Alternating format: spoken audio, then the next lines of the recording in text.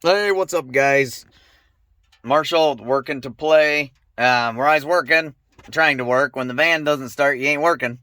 So, the E350 club wagon I have, a 1995, this guy would crank, or she would crank, but then wouldn't start. Crank, crank, crank, wouldn't start. So, the first thing I did is I went underneath and did a fuel filter because I wasn't sure if it wasn't getting fuel. Where is it? Oh, up here.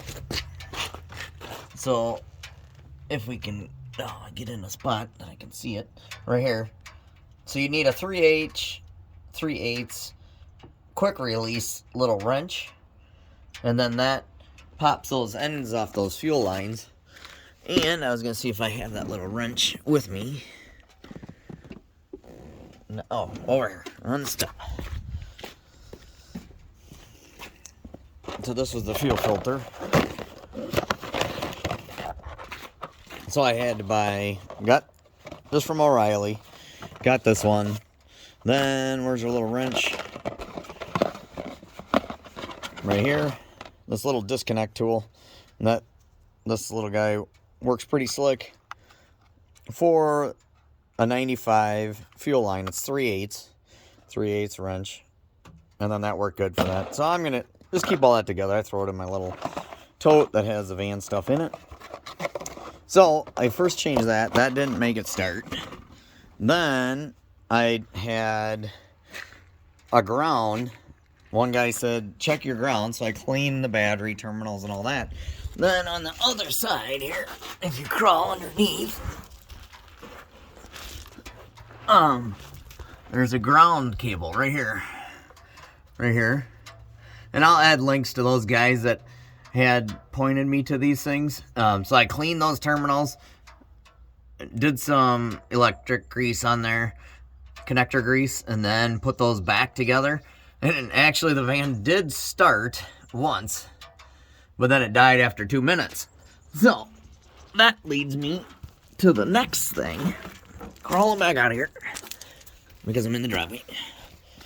So I watched a third video from a guy that his van wouldn't start. It died on the side of the highway. Mine, I got lucky. I'm in the driveway, so I didn't have too much to worry about.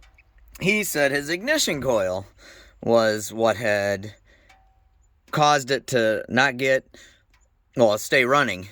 It sounds like it wants to crank, and the cranking is strong, but it just won't start. And so, honestly, so I did the fuel. Where is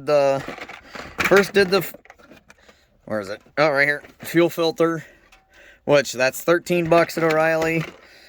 Then cleaning the cable, that didn't cost me anything.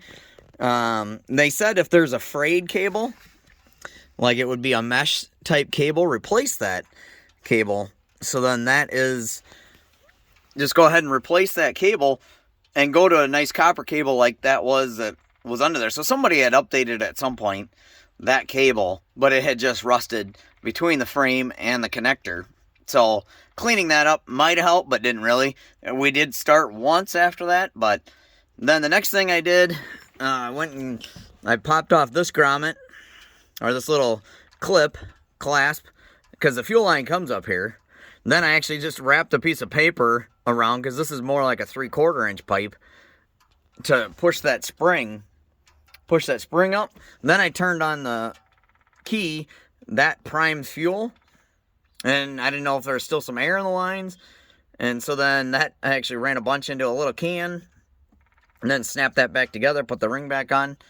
So I should have all the line out, or the air out of the line up to this point. And then I went, and this is $29 for the O'Reilly ignition coil. And guess what, guys? She fires up. So, less, just regular maintenance. And then, oh yeah! Yeah, that's what we're talking about. So, ignition coil, if it was running one day, but cranks the next day and doesn't want to start. And it sounds like it's cranking solidly, that it wants to turn over, but it's not. Well, that's an easy part to fix, that ignition coil. So that's what I got for you today. Working to play out.